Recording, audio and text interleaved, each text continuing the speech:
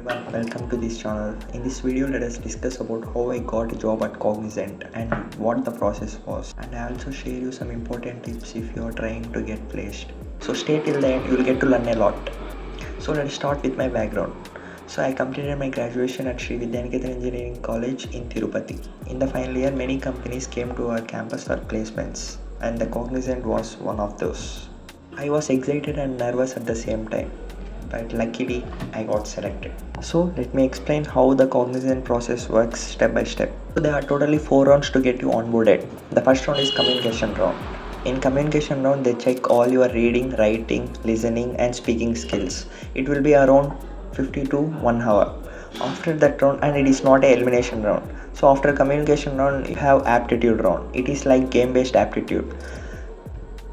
The first 30 questions are based on common aptitude, basic and quantitative analysis, and the second part is like completely game based aptitude. You have to solve at least 10 stages within a single game. There are totally 4 types of games, and this is the most important round, and it is elimination round.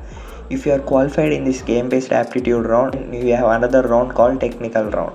In this technical round, there are 5 types of questions: 2 from SQL, 2 from the particular cluster you have selected like Python, C++, Java, and 1 from web development where they can give HTML, CSS and JavaScript. You have to modify the code. After completing these 3 rounds, you'll get a call for interview.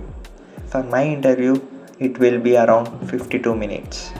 Actually, it is a huge process. So after the interview, within 1 month or 1.5 months, you will get your LOI. After that LOI, you will receive your offer letter.